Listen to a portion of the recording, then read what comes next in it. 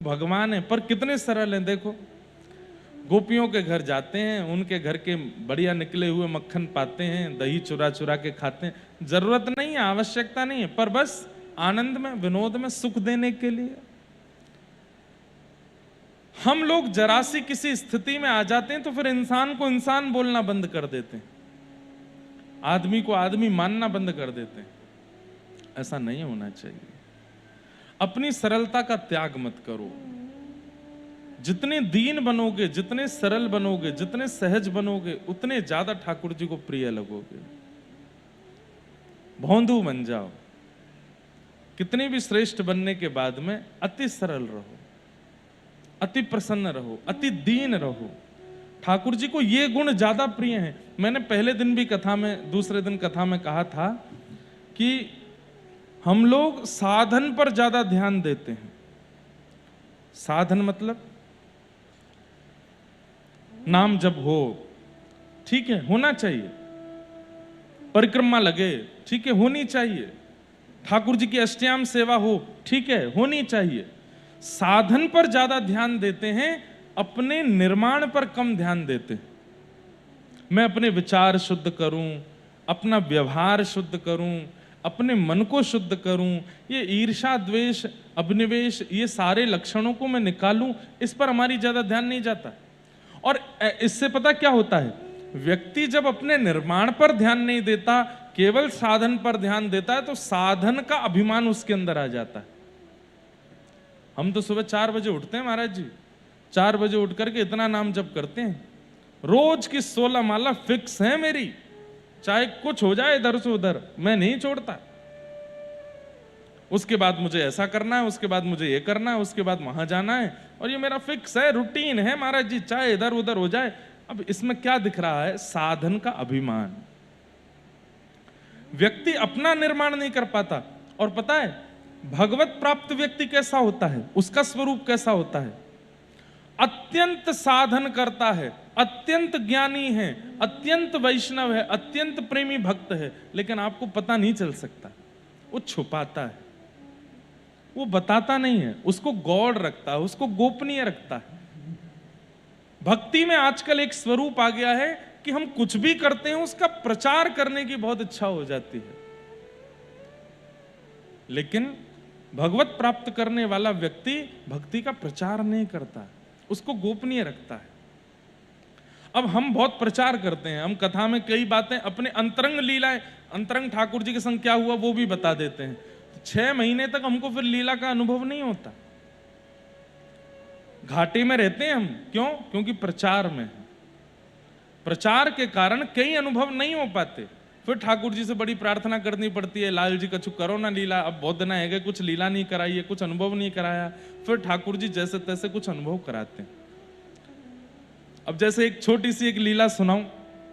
अभी नासिक में कथा थी, तो नासिक में अभी हमने लाल जी का ब्याहुला हुआ, तो लाल जी की आज्ञा हुई कि अब हम घर रहेंगे, अब हम ज्यादा बाहर नहीं जाएंगे कथाओं में। और फिर लाल जी से और आज्ञा ली, तो लाल जी ने आज्ञा की, जहां तुम दोनों युगल जाओगे वहां मैं जाऊंगा, नहीं तो मैं नहीं जाऊंगा। तो एक को ठाकुर जी की सेवा में रहना पड़ता है। हम तो कहीं रहेंगे, हम तो भागवत जी की सेवा में रहते हैं। तो वहां बहू जी भी आई थी नासिक में, तो लाल जी आए। लाल जी वहां विराजे। 4-5 दिन रहने के बाद अब उनको जाना पड़ा वापस नासिक से। लाल जी को वहीं रुकना था, और जिस दिन वो गई हैं वहां से, उस दिन लाल जी का नौका विहार था। जो लोग नासिक में थे उनको पता होगी बात। उस दिन लाल जी का नौका विहार था। अब आप सोचिए क्या किया लाल जी ने। हम दोनों रहेंगे तो उनकी सेवा चलेगी, एक भी इधर उधर हुआ तो वो सेवा में राजी नहीं होते। जैसे ही वो वापस आई, उस दिन नौका विहार की पूरी तैयारी हो गई, नौका खूब बढ़िया सज गई, तैयार हो गई। मैं लाल जी को लेके कक्ष से जैसे ही निकला हूं, सबसे पहले तो बिल्ली रास्ता काट के गई। मैंने कि बिल्ली रास्ता मानवों का काटती है, भगवान का थोड़ी काटेगी।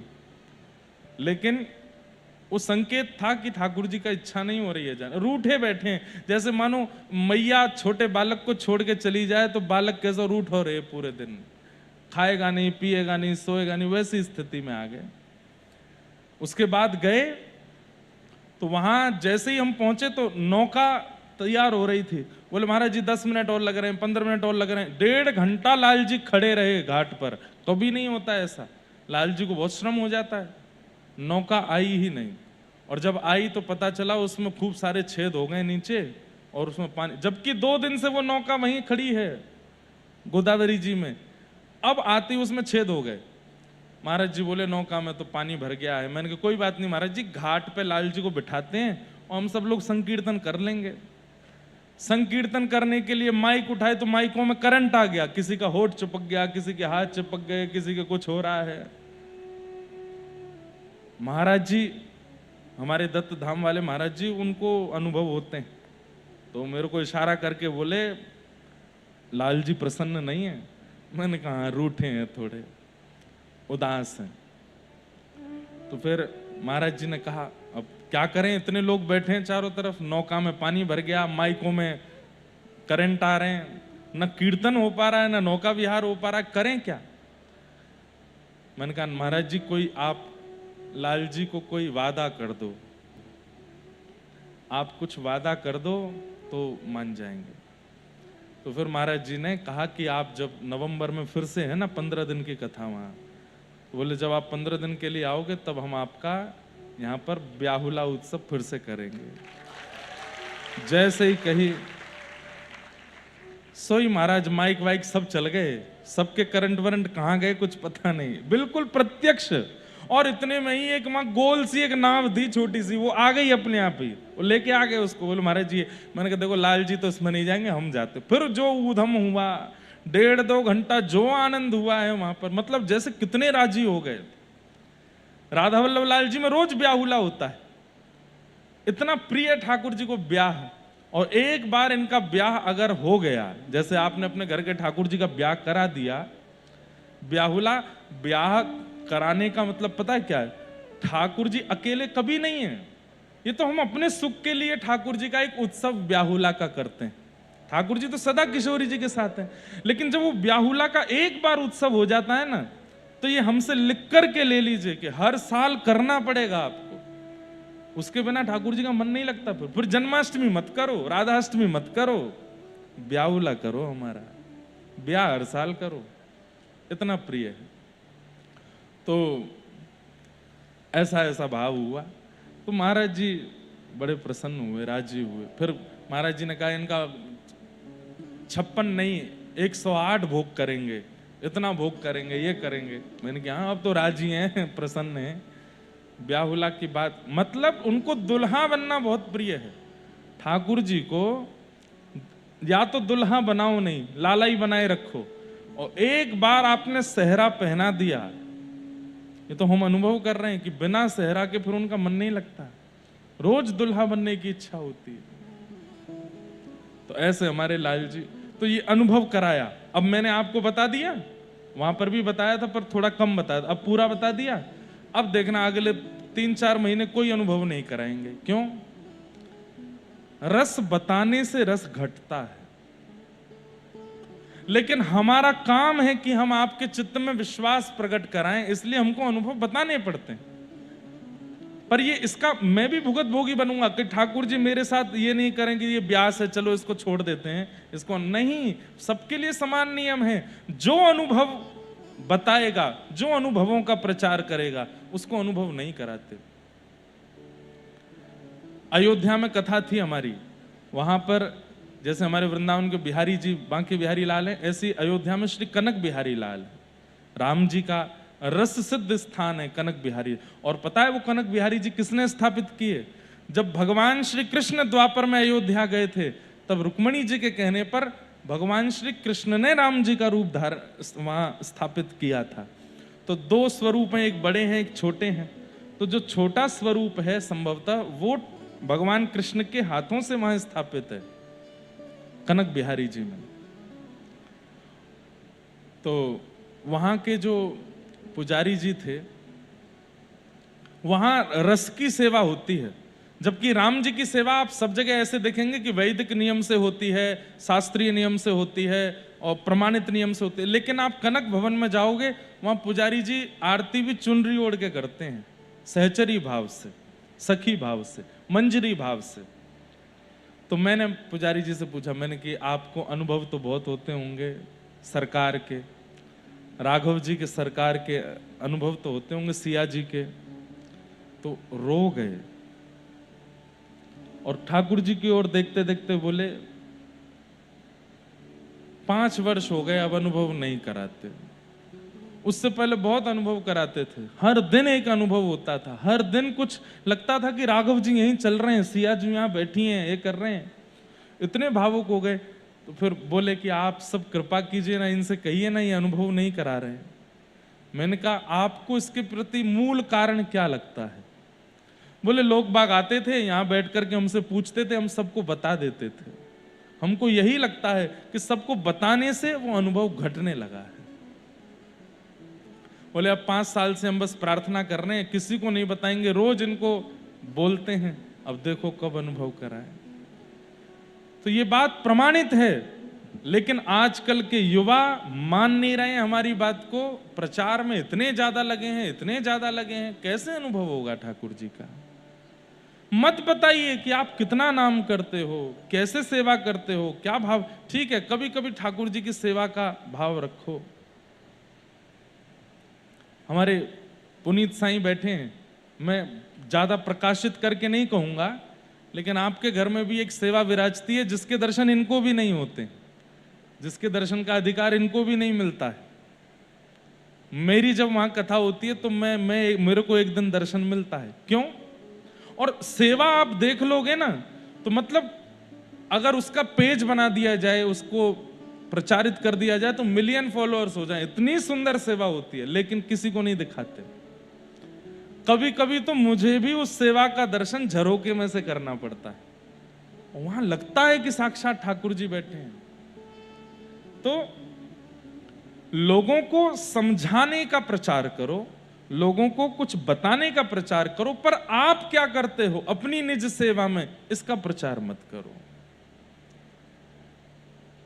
अब असली बात तो यह है कि निज सेवा में कुछ करते ही नहीं है, उसका प्रचार करेंगे क्या? लेकिन जो करते हैं वो गोपनीय रखो। तावे से रस घटता है, और इस सब जगह की बात है। पति पत्नी का भी प्रेम है, यदि वे भी अपने प्रेम को सबको बता देते हैं, हम तो ऐसे बोलते हैं, हम तो ऐसे बात, उनका भी प्रेम घटेगा। परिवार में आपका किसी से प्रेम है, आपकी मित्रता किसी से, प्रेम बताओगे प्रेम घटेगा। इसलिए प्रेम छुपाओ, प्रेम बताने का विषय नहीं, प्रेम छुपाओ। तो लाल जी परमात्मा होते हुए भी सब गोपियों के यहाँ जाते हैं, खूब सरल भाव से, सहज भाव से सबके यहाँ जाके आनंद करते हैं। एक दिन मैया की मटकी फोड़ दी तो मैया ने लाल जी को ऊखल से बांध दिया। भगवान खिसक खिसक करके गए और 2 वृक्ष के नीचे से जैसे ही स्पर्श करके निकले, दोनों वृक्ष टूट करके गिर गए। नल कुंवर मणिग्रीव प्रकट हो गए। कुबेर के पुत्रों ने भगवान की स्तुति गाई कि वाणी गुणानुकथने श्रवणो कथायां हस्तौ च कर्म सुमनस्तव पादयोर्न स्मृत्यां शिरस्तव निवास जगत प्रणामे दृष्टि सतां दर्शनेस्तु भवत्तनूनां। राधा रमणम हरे हरे पद में सबसे पहले यही वाला श्लोक आता है। कितना सुंदर अर्थ है इसका। वाणी गुणानुकथने श्रवणो कथायाम, कि हे नाथ हमारी वाणी को आपकी चर्चा करने, आपका नाम गाने का अधिकार प्राप्त हो, कानों को आपकी कथा सुनने का अधिकार प्राप्त हो, हाथों को आपकी सेवा करने का, चरणों को आपकी प्रदक्षिणा करने का, मन को बुद्धि को आपके स्मरण करने का, सिर को आपके चरणों में झुकने का अधिकार प्राप्त हो। सबके लिए मांगा, लेकिन अंत में दृष्टि के लिए कुछ अलग मांगा। ध्यान से सब लोग सुनो। कानों के लिए, जीभ के लिए, हाथ के लिए, पैरों के लिए, मन बुद्धि के लिए, सबके लिए भगवान मांगे कुबेर के पुत्रों ने, लेकिन दृष्टि के लिए भगवान नहीं मांगे। क्या मांगा? बोले दृष्टि ही सताम दर्शनेस्तु भवत तनूनाम। हे नाथ, दृष्टि को कुछ और दे दीजिए। बोले क्या दूं? बोले आप मत दिखना, तो आपकी कथा सुनाने वाले, आपका स्मरण करने वाले, आपके चरणों का नित्य तिलक धारण करने वाले, आपकी सेवा करने वाले, आपके रसिक भक्तों का हमको दर्शन हो, ऐसी दृष्टि पर कृपा कीजिए। दृष्टि ही सताम दर्शनेस्तु भवत तनूनाम। ठाकुर जी बोले हमारे दर्शन नहीं मांगे, हमारे रसिकों के दर्शन मांगे, हमारे भक्तों के दर्शन मांगे। बोले नाथ, आप एक बार दिखोगे और फिर सदा वैसे ही दिखोगे, लेकिन आपके रसिक जन दिखेंगे और वो जब जब कथा सुनाएंगे, जब जब भाव सुनाएंगे, तब तब आपके नए नए रूप का वर्णन करेंगे, नया नया आपका दर्शन कराएंगे। इसलिए नाथ, दृष्टि सताम दर्शनेस्तु भवत तनूनाम, आपके तनुओं का दर्शन हो, आपके बालक, आपके गुणानुवाद गाने वाले रसिकों का दर्शन हो, ऐसी मुझ पर कृपा कर दो। दोनों पर कृपा की भगवान ने। ब्रजवासियों को जोर की आवाज आई, जाकर के देखा तो वृक्ष गिरे पड़े हैं, लाला बीच में थाड़ो है। सब ब्रजवासी ने कही, बोले कि मैया तुमने काई को बांध दियो लाला, देखो कितने बड़े बड़े पेड़ गिर गए यहाँ पे। मैया बोली वो तो भूल है गई, अब हम गोकुल में ना रुकेंगे। जन्म लियो, पूतना आ गई, वहां के बाद में फिर तृणावर्त आ गयो, वहां के बाद फिर सक्टासुर आ गयो, कोई ना कोई दैत्य आ तो ही जा रहा है, और अब ये दो वृक्ष गिर गए। हमें तो लगे गोकुल में कोई लाला पे कोई अला बलाय आ गई है, कहीं और चल रहे हैं अब। तब नंद बाबा के एक भैया ने कहा, एक नव कानन है, आप कहो तो वहां चलो। और उस नव कानन का नाम क्या है? कि वनम वृंदावनम नाम पशव्यम नवकाननम गोप गोपी गवाम सेव्यम पुण्याद्रि तृणवीरुधम। चलो मन वृंदावन की ओर, चलो मन वृंदावन की ओर। सब लोग नेत्र बंद करके श्री धाम का स्मरण करो, और अंतिम बार या जितनी बार वृंदावन गए हो उनकी जो स्मृतियां हैं, श्री राधा रमण जी का दर्शन, राधा वल्लभ जी का दर्शन, गिरिराज जी का दर्शन, कुंज बिहारी लाल जी का दर्शन, वृंदावन के रसिकों का दर्शन, ब्रजवासियों का दर्शन, सबको याद करो। उल्लासनगर में बैठे बैठे ही व्रज का स्मरण करो, और थोड़ी देर के लिए चल दीजिए ठाकुर जी के साथ वृंदावन। चलो मन वृंदावन की ओर, मन वृंदावन की ओर, चलो वृंदावन की ओर, वृंदावन की वृंदावन की ओर, वृंदावन की ओर, चलो मन वृंदावन की ओर, सब गाओ, हे चलो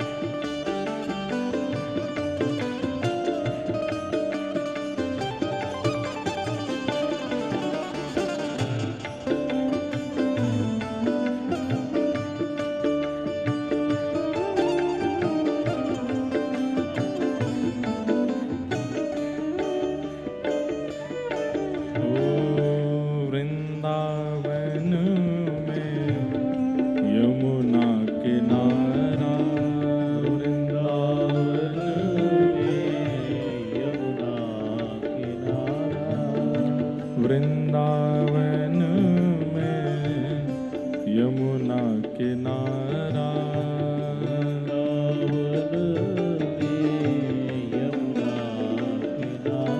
जहाँ नाचत नंद किशोर,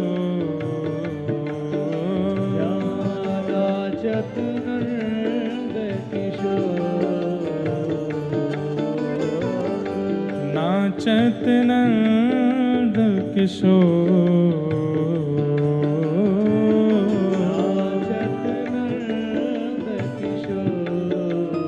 चलो मन वृंदावन की ओर,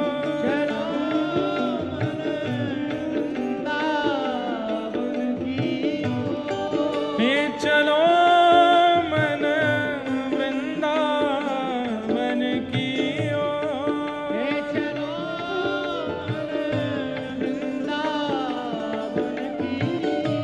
वृंदावन की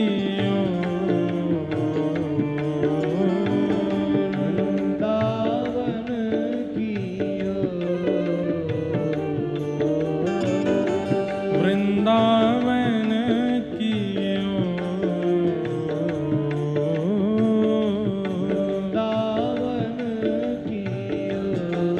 हे चलो मन वृंदावन की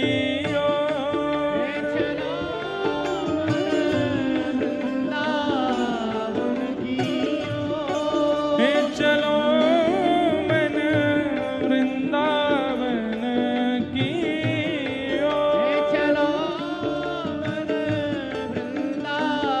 श्री वृंदावन धाम की।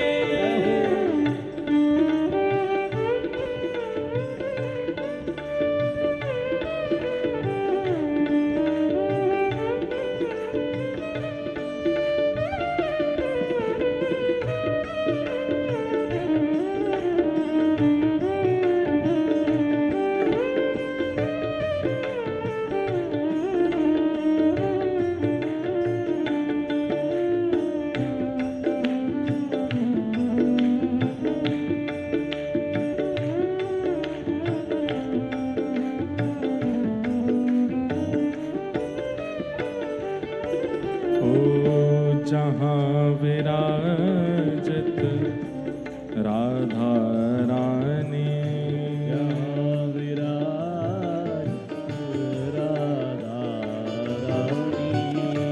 जहाँ विराजत राधा रानी,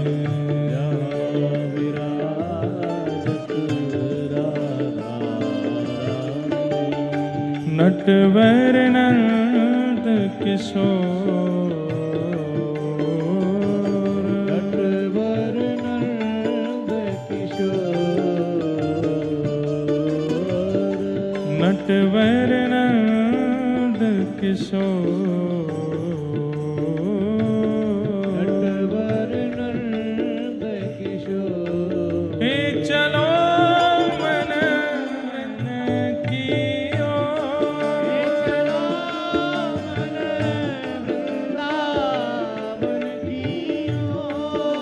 चलो मन वृंदावन की ओर, चलो मन वृंदावन की ओर,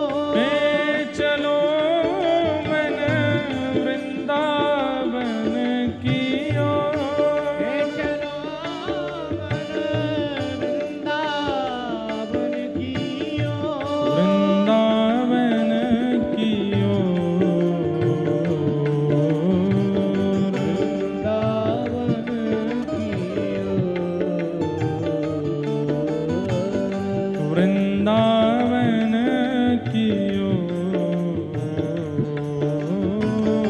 वृंदावन की हे चलो मन वृंदावन की हे चलो मन वृंदावन की हे चलो मन वृंदावन की हे चलो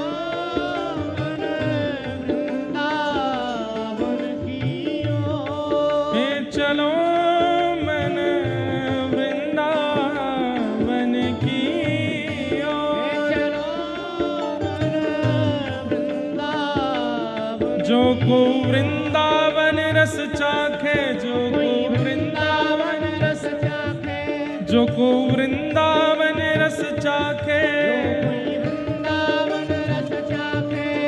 हे भुवन चतुर्दश तिहु लोक लो, भुवन चतुर्दश भुवन चतुर्दश तिहु लोक लो,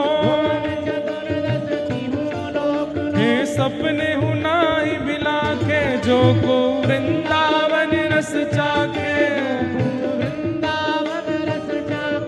जो को वृंदावन रस चाखे, हे जुगल रूप अरि पलक न खोवे, जुगल रूप अरि पलक न खोवे,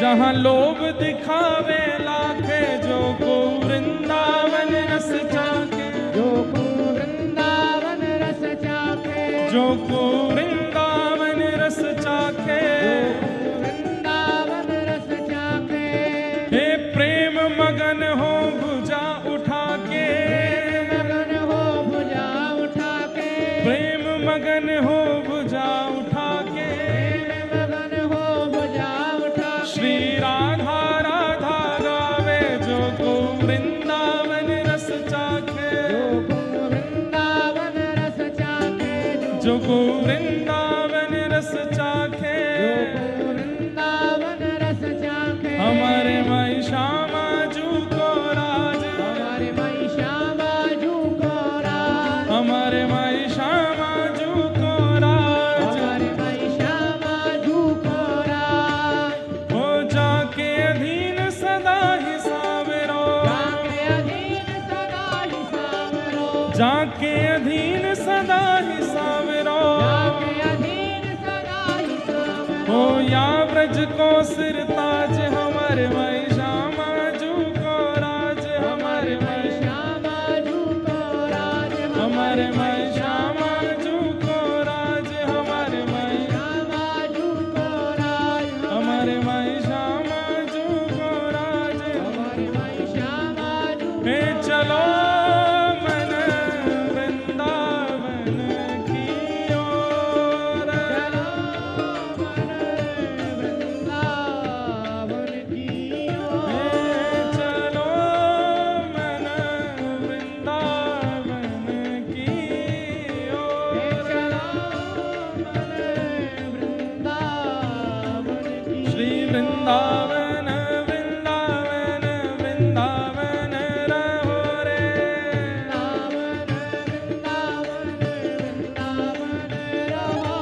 श्री वृंदावन वृंदावन वृंदावन रहो रे, गाओ भाव से, श्री वृंदावन की गलियों में राधे राधे कहो रे,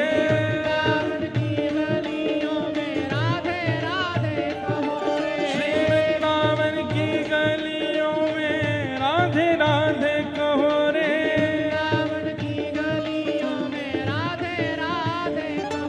श्री वृंदावन वृंदावन वृंदावन रहो रे,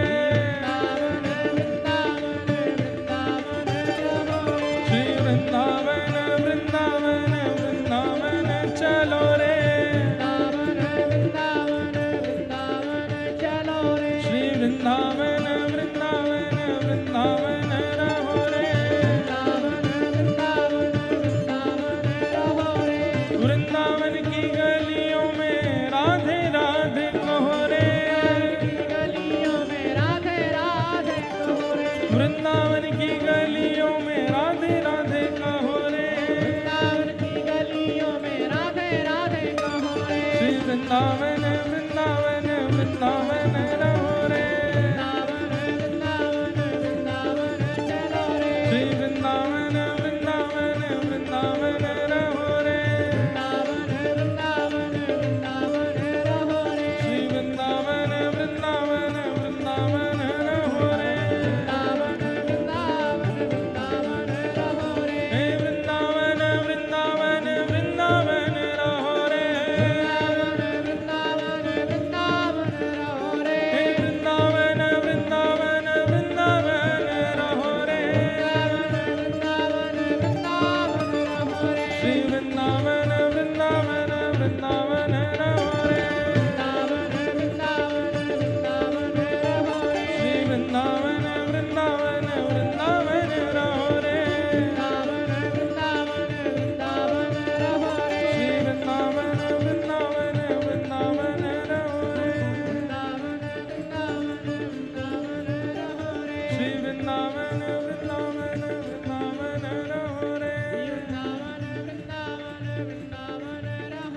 श्री वृंदावन वृंदावन वृंदावन रहो रे, श्री वृंदावन वृंदावन वृंदावन रहो रे,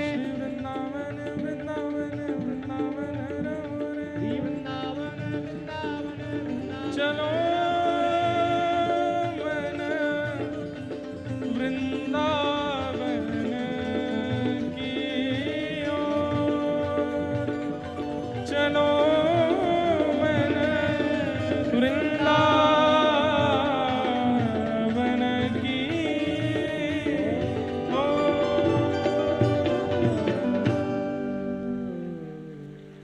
वृंदावनं संप्रविश्य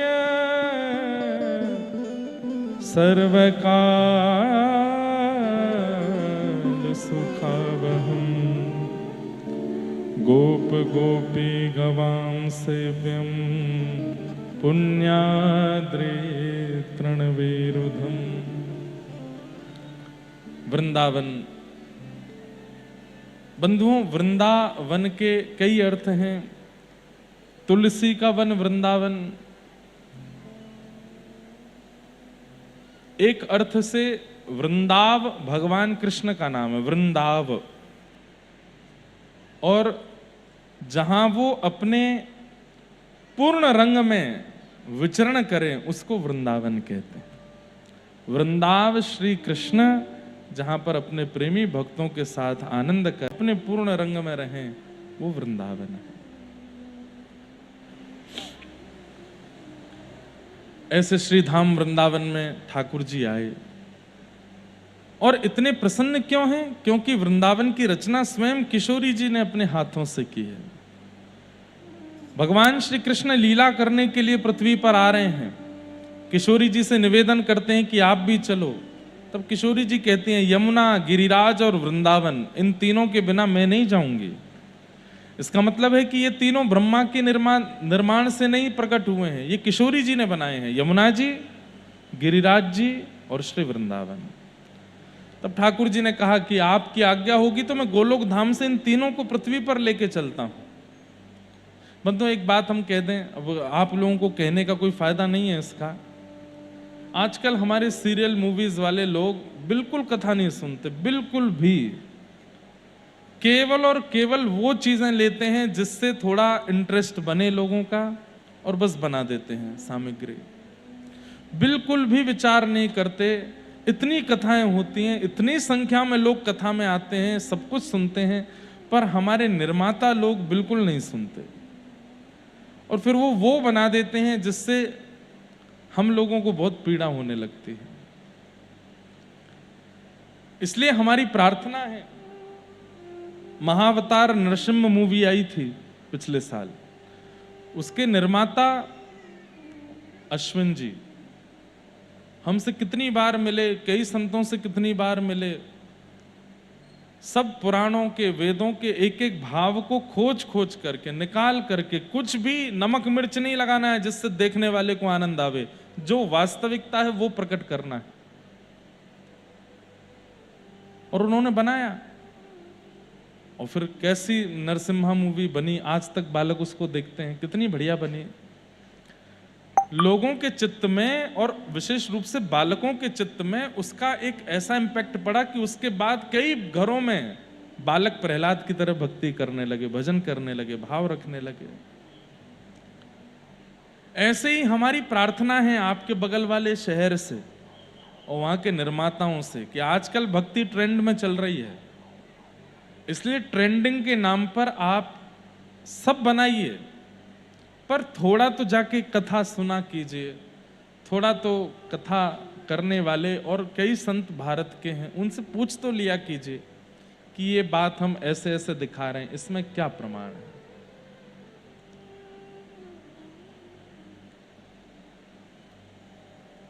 हमें फिर बाद में ये भी लगता है कि हम क्यों रोकें, किसी प्रकार से लोगों में भक्ति तो जाग रही है, देखने तो जा रहे हैं, पर मन में फिर आता है कि गलत नहीं देखना है।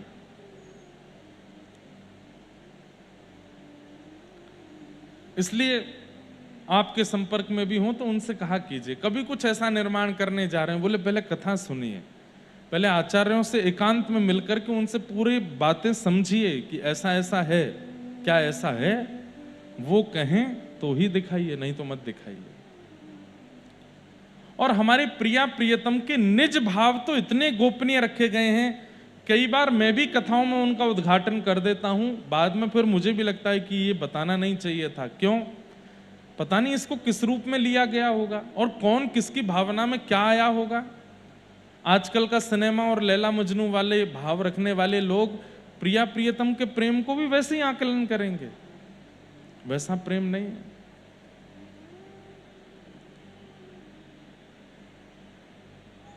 सबसे पहली बात, योगेश्वर कृष्ण 16 वर्षीय ही रहते हैं। अब आप कृष्ण के रोल में जिनको ले रहे हैं वो व्यक्ति 25 साल का है, 30 साल का है, उसकी बॉडी शॉडी बन रही है, उसके पूरे वो लग ही नहीं रहे हैं कृष्ण से। कृष्ण सदा 16 वर्षीय हैं, कम से कम 13, 14, 15 वर्ष का बालक ही कृष्ण के रूप में आना चाहिए। और जो बालक कृष्ण के रूप में आवे, रूप धारण करने से पहले आचरण में भी कृष्ण लावे। पहले तो जो पात्र बन रहे हैं उन्हीं को ही कथा सुनवाइए। किशोरी जी का रूप धारण करना सामान्य बात है। चैतन्य महाप्रभु भगवान श्री कृष्ण का तन राधा भाव को लेकर के पृथ्वी पर आए हैं। शरीर श्री कृष्ण का है पर मन किशोरी जी का है, वही चैतन्य महाप्रभु हैं। किशोरी जी से कितनी याचना करते हैं कि आप अपना हृदय मुझको दे दीजिए। किशोरी जी ने लाख बार मना किया, आप सहन नहीं कर पाओगे, आपके प्रेम का विरह आप सह नहीं पाओगे। बार बार प्रार्थना करने पर तब जाकर के किशोरी जी ने कृपा की और वही चैतन्य महाप्रभु बन के आए। स्थिति कभी महाप्रभु जी का चरित्र सुनिए। 2 दिन केवल चरित्र का प्रारंभ हुआ था नासिक में, जितने लोग थे वहां सबके नेत्र सजल हो गए थे। मैं खुद को रोक नहीं पा रहा था। किशोरी जी का रूप धारण करना इतना सरल है, मेकअप करके या श्रृंगार करके आप सुंदर दिख सकते हो, पर किशोरी जी नहीं बन पाओगे। उसके लिए विरह का अथाह समुद्र चाहिए चित्त में। हमारे हित ध्रुव दास जी वर्णन करते हैं किशोरी जी कैसी हैं। सहज स्वभाव पर्यो नवल किशोरी जी को, मृदुता दयालुता कृपालुता की राशि हैं। न कहू न रिस कहीं भूले हूं न होत सखी, रहत प्रसन्न सदा ही मुख हासी हैं। ऐसी सुकुमारी प्यारी लाल जी के प्राण प्यारी, ऐसी सुकुमारी प्यारी लाल जी की प्राण प्यारी, धन्य धन्य धन्य ते ही इनके उपासी। कितनी, अब उन किशोरी जी का रूप धारण तो कर लेते हैं, दुनिया देख लेती होगी, पर हमको पता नहीं क्यों जब ठाकुर जी के कथा कहने वाले और कथा सुनने वाले और बहुत प्रेम से भजन साधन करने वालों को वहां दर्शन करने में पीड़ा होती है। किशोरी जी लगती नहीं है, ठाकुर जी लगते नहीं हैं।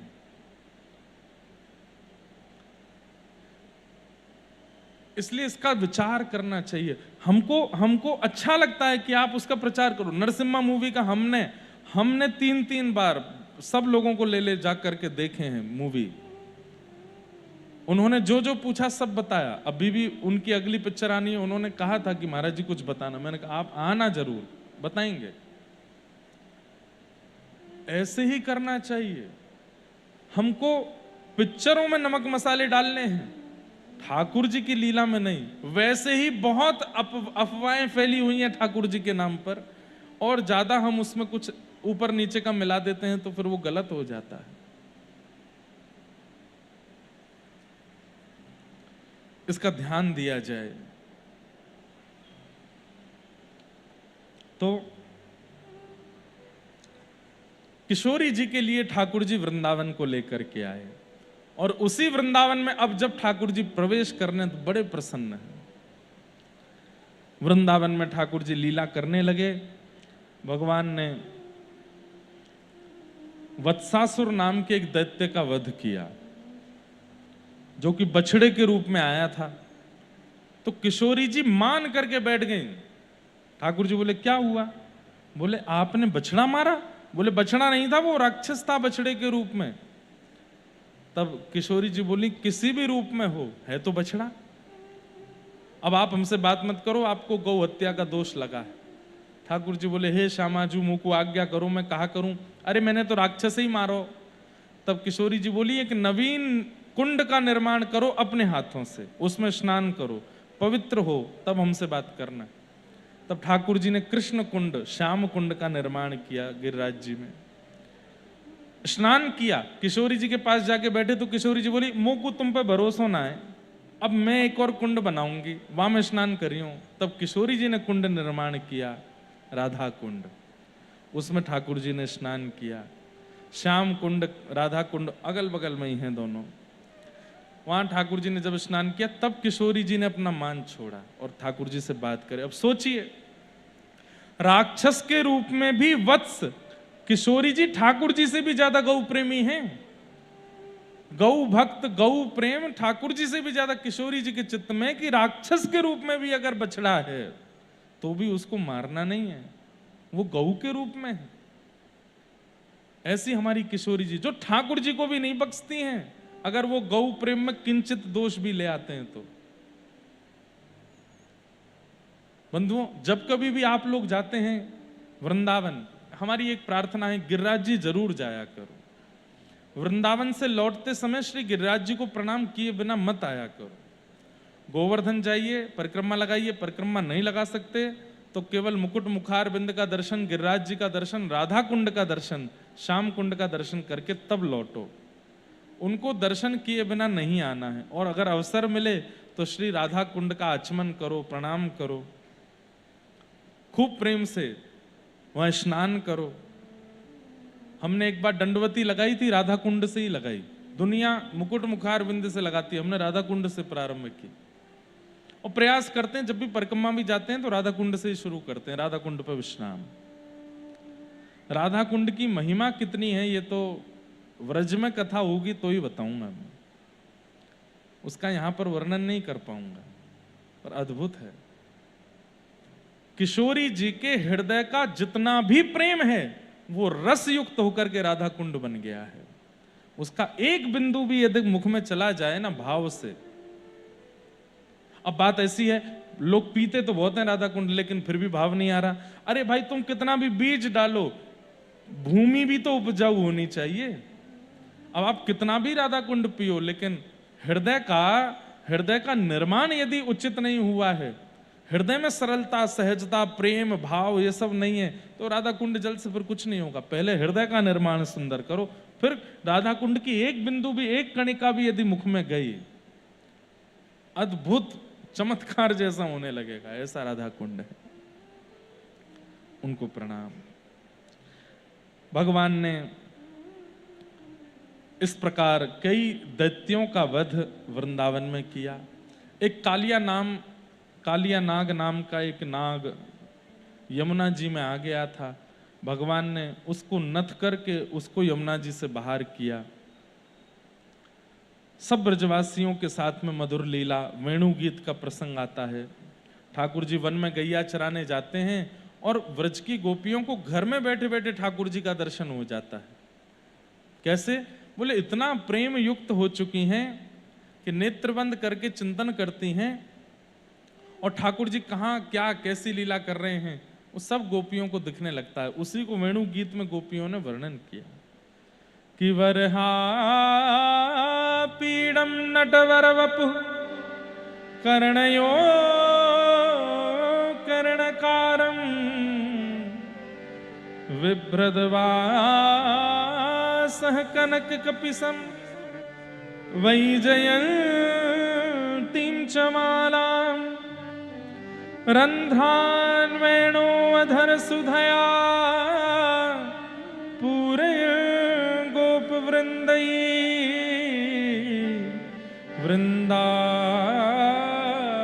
वृन्दारण्यं स्वपदरमणं प्राविशद्गीतकीर्ति।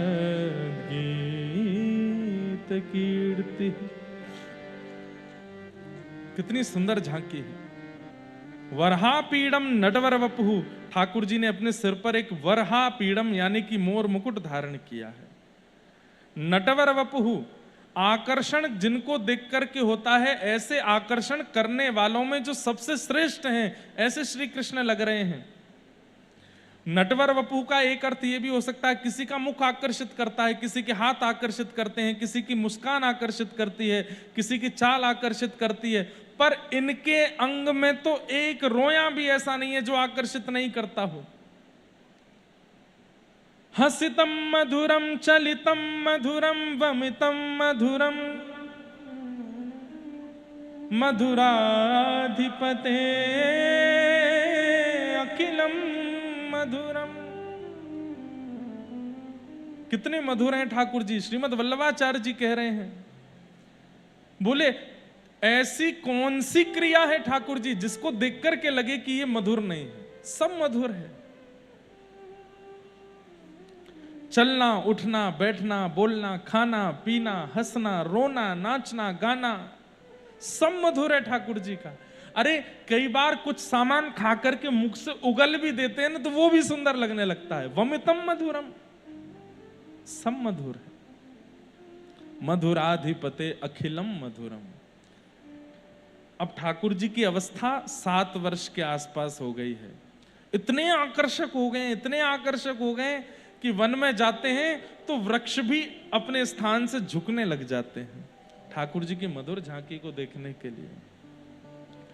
जितनी गाय ठाकुर जी चराने के लिए जाते हैं, वो गाय चलती सामने हैं पर मुख पीछे रखती हैं, ठाकुर जी की ओर देखती रहती हैं।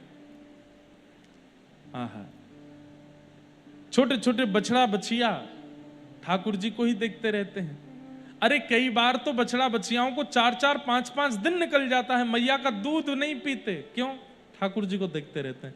फिर ठाकुर जी लेकर के जाते हैं उन बालकों को और उनकी मैया के थन के नीचे ले जा करके थन मुख में डालते हैं। वो बालक तब भी थन पीते हैं तो ठाकुर जी को ही निहारते रहते हैं।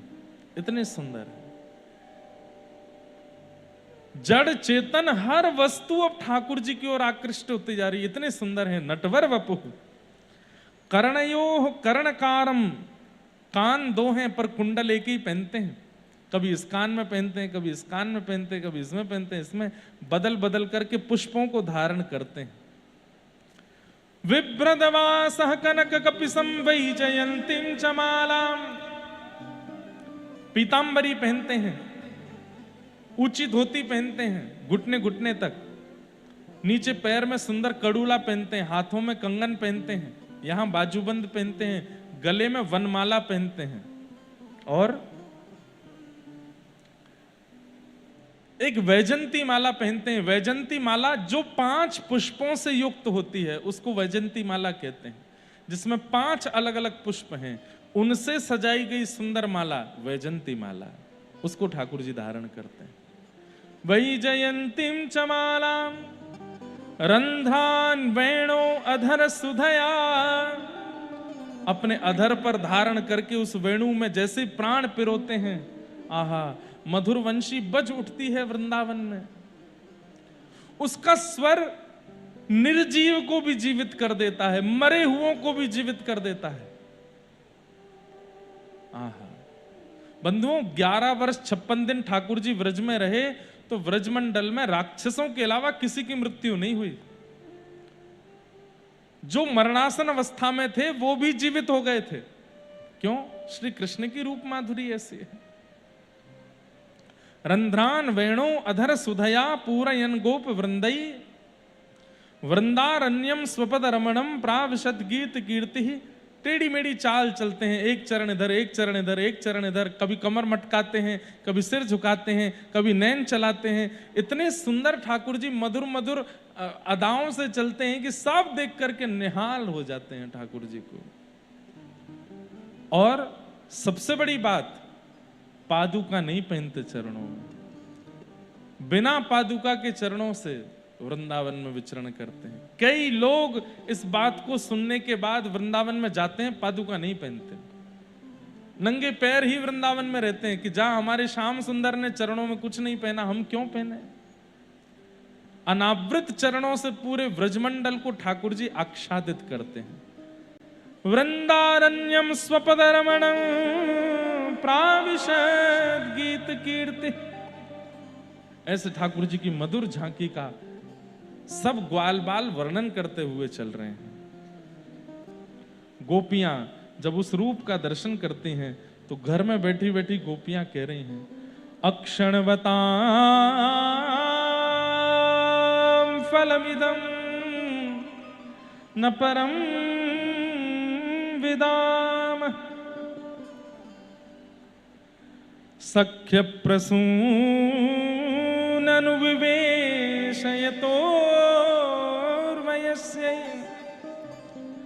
वक्त्रं ब्रजेश सुतयोरणवेणुजुष्टं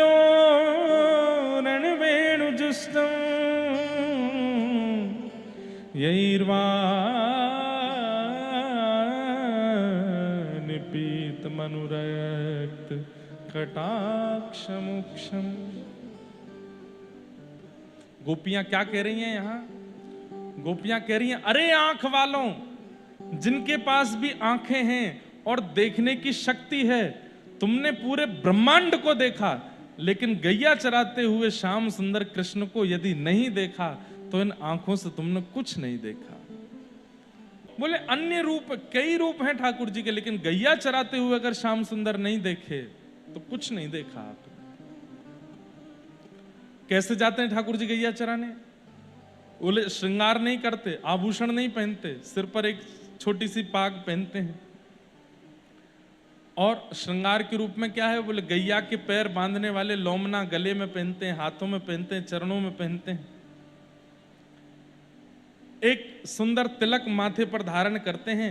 बाकी गायों की चरण की रज ही ठाकुर जी के माथे पर, गाल पर, नासिका पर सब जगह जाकर के स्पर्श हो जाती है। उसी से ही सुंदर पत्रावलियां बन जाती हैं। और उसके बाद भी ठाकुर जी गैया चराते चराते कटाक्ष, अपने नेत्रों के कटाक्ष से इधर उधर देखते हुए चलते हैं। उस समय के श्याम सुंदर हो ऐसा करके गैयाओं को हाँकते हुए जब चलते हैं, उनके घुंघराले केश, उनकी मधुर चाल और कंधे पर रखी हुई एक बड़ी सी लाठी जिस पर दोनों हाथ ऐसे लटका लेते हैं, उस समय के श्याम सुंदर बड़े मदमस्त और मधुर रूप में होते हैं। उनका यदि दर्शन नहीं किया तो आंख पाकर के तुमने कुछ नहीं देखा। गोपियां कह रही हैं।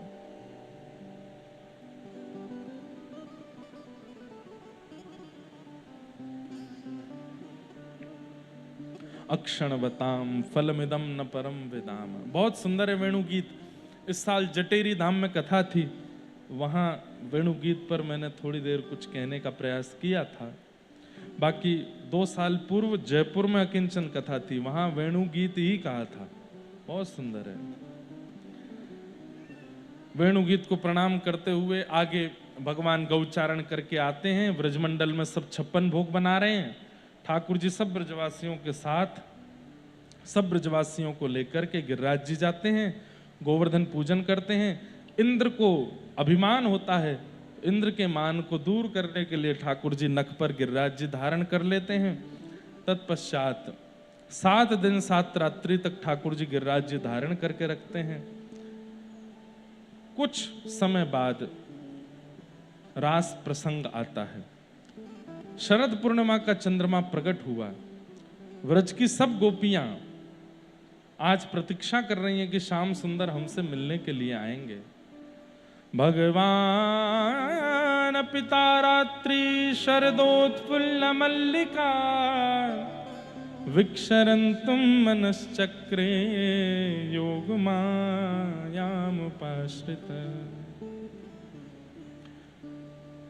भगवान ने ब्रह्मा की अनेक रात्रियों को आमंत्रित किया और गोपियों से पहले ही कह दिया था कि मैं शरद पूर्णिमा की रात्रि पर तुमसे मिलूंगा।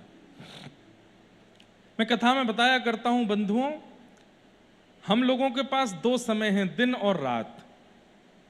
हम दिन को दुनिया को बांटते हैं और रात्रि अपनों के लिए रखते हैं।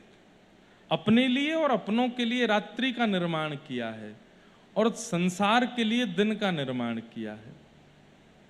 ठाकुर जी दिन भर तो सबके पास रहते हैं, लेकिन गोपियों को रात्रि में बुलाया। इसका मतलब गोपियों को पहले ही बता दिया कि मैं तुम्हें अपना मान चुका हूं। ये अपनत्व की। अच्छा, यहां गोपियां कौन है? स्त्री गोपियों को मानोगे, पुरुष ठाकुर जी को मानोगे तो भेद आ जाएगा बुद्धि में। इसलिए ठाकुर जी साक्षात भगवान है, परमात्मा है, और गोपियां मैं, आप, हम सब भक्त जीवात्मा हैं।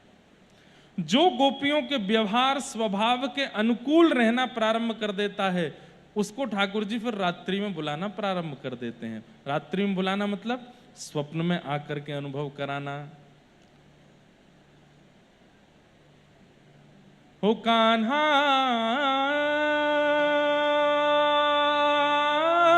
तेरी बांसुरी नींद चुराए, हो कान्हा तेरी बांसुरी नींद चुराए, नींद चुरा के मुझे अपना बनाए, नींद चुरा के मुझे अपना बनाए, नींद चुरा के मुझे अपना बनाए, नींद चुरा के मुझे अपना बनाए। चुप चुप रूं कान्हा दुनिया से चोरी, छूट न जाए मेरी प्रीत की डोरी। रात्रि में बुलाने का मतलब क्या है? अनुभव कराने लगते हैं ठाकुर जी स्वप्न के माध्यम से, कभी विचारों के माध्यम से, और रास का अनुभव कराने लगते हैं। इसलिए भगवान ने रात्रि में गोपियों को बुलाया। सब गोपियां प्रतीक्षा कर रही हैं कि सूर्य तो, चंद्रमा तो निकल आए हैं, लेकिन अभी तक श्याम सुंदर ने बुलाया नहीं। इतने में ही ठाकुर जी ने जाकर के वन में बैठ करके वेणु का नाद किया। वो वेणुनाद सब गोपियों के कान में जाकर के मानो जैसे बुला रहा है, चलो गोपी श्याम सुंदर बुला रहे हैं। और वो गोपियां यथावत अपने कार्य को उसी क्षण वहीं छोड़ करके दौड़ी हैं। किसी को कोई ये बात नहीं आई मन में कि कोई मुझे रोके टोके, घर के लोग क्या सोचेंगे, पति परिवार के लोग क्या सोचेंगे। आज सब गोपियों के मन में ये भाव प्रकट हो चुका है, मैं एक भक्त हूं और मेरे प्रियतम परमात्मा मुझे बुला रहे हैं।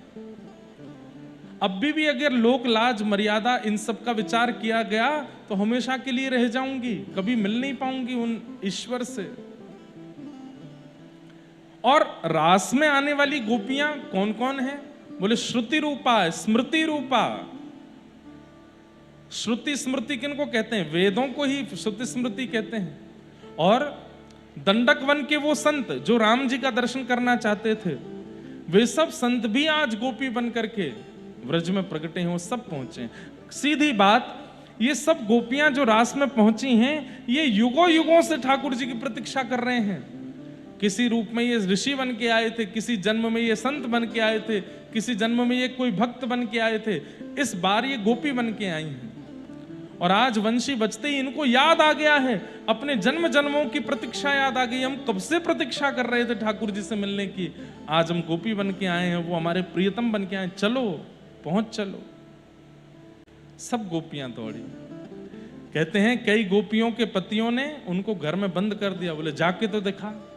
तो वो गोपियां वहीं बैठ गईं और बैठ करके उन्होंने अपने देह का त्याग कर दिया, आत्मा से ठाकुर जी के रास में पहुंच गईं। बोले तुम्हें देह चाहिए, देह रखो। आत्मा से भगवत लीला में प्रविष्ट हो गए। असंख्य गोपियां रास की भूमिका में पहुंच गई हैं। भगवान ने जाते ही पूछा, स्वागतम वो महाभाग। आइए आइए आइए, आप सबका स्वागत है। प्रियम किम करवाणि वा ब्रजस्या नामयं कस्य रूतागमन कारणम। आप सब गोपियां इतनी रात्रि में अपने घर परिवार को छोड़ के यहां क्यों आई हैं? लौट जाओ, वापस लौट जाओ। बंधुओं, ये अनुभव सबको होगा। आप जैसे भक्ति मार्ग में आओगे, चलते चलते चलते जब बहुत विशिष्ट भक्ति मार्ग में आ जाओगे, तो एक समय ऐसा आएगा कि ठाकुर जी आपको एक संशय प्रकट करा देंगे मन में, कहीं मैं गलत तो नहीं कर रहा हूं। ये भक्ति के चक्कर में परिवार, काम काज लोक लाज सब मेरी छूटते जा रहे हैं। कहीं ऐसा तो नहीं है कि ठाकुर जी भी नहीं मिले और यहाँ का भी नहीं रहूं मैं। ये संशय सबके चित्त में आने वाला है, लेकिन उस संशय के आने पर विचलित मत होइएगा, जैसे गोपियां नहीं हुई। ठाकुर जी ने 10 श्लोकों में गोपियों को यह सिद्ध कर दिया कि तुमने बहुत बड़ा अपराध किया यहां के। अरे अपने पति को छोड़ के आई हो। तुमको पता है शास्त्रों में पतिव्रता नारी जब पति का त्याग करके पर पुरुष के पास जाती है उसको कौन से नरक में जाना पड़ता है? गोपियां बोली कौन से में? तब ठाकुर जी नरक का नाम बताते हैं, उस नरक में कैसी यातना भोगनी पड़ती है वो बताते हैं। अरे अपने सास ससुरों को छोड़ करके जो बहू ऐसे ऐसे कहीं चली जाती है उसको पता है क्या होता है? सब बातें बताना। और बोले सास ससुर को छोड़े पति को छोड़े ये तो एक बात, बच्चों को छोड़ करके आई हो। राम राम राम राम राम, कितना बड़ा पाप, कितना बड़ा अपराध किया तुम लोगों ने। अगर मैं आप हम सब में से कोई होता ना, हम तो भाग गए होते। भाई ठीक है ठाकुर जी आप डरे रहो, यही बंसी बजाते रहो, हमको नहीं आना है। इतने पाप गिना दिए। इसलिए कई लोग कहते हैं हमें ठाकुर जी कैसे मिलेंगे? बढ़िया नहीं मिल रहे, क्योंकि आप अभी परिपक्व नहीं हो उनको उत्तर देने में, और वो इतने चतुर हैं कि अपनी बातों में फंसा के रुला देंगे आपको। गोपियों ने उत्तर दिया। जब भगवान ने पूर्ण रूपेण गोपियों को सिद्ध कर दिया कि तुमने तो भाई बिल्कुल जो है पाप की पराकाष्ठा पार कर दी यहां आके, तब शांत चित्त गोपियां बोली आपका हो गया हो तो हम बोले? बोलो बोलो, ध्यान से सुनना। मैवं विभोर्हति भवान् गदितुं नृशंसं संत्यज्य सैव विषयांस्तव पादमूलम् भक्ता भजस्व दुर्वाग्रहमात्यजास्मान्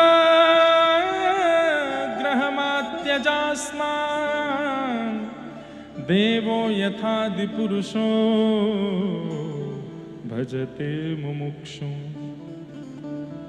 सबसे पहली बात, सब लोग इधर देखो, ध्यान से सुनो। गोपियां कहती हैं हम स्पष्ट कर दें, हम स्त्री हैं पर आप पुरुष नहीं हो। भगवान बोले तो कौन हूं मैं? पुरुष नहीं हो तो कौन हूं?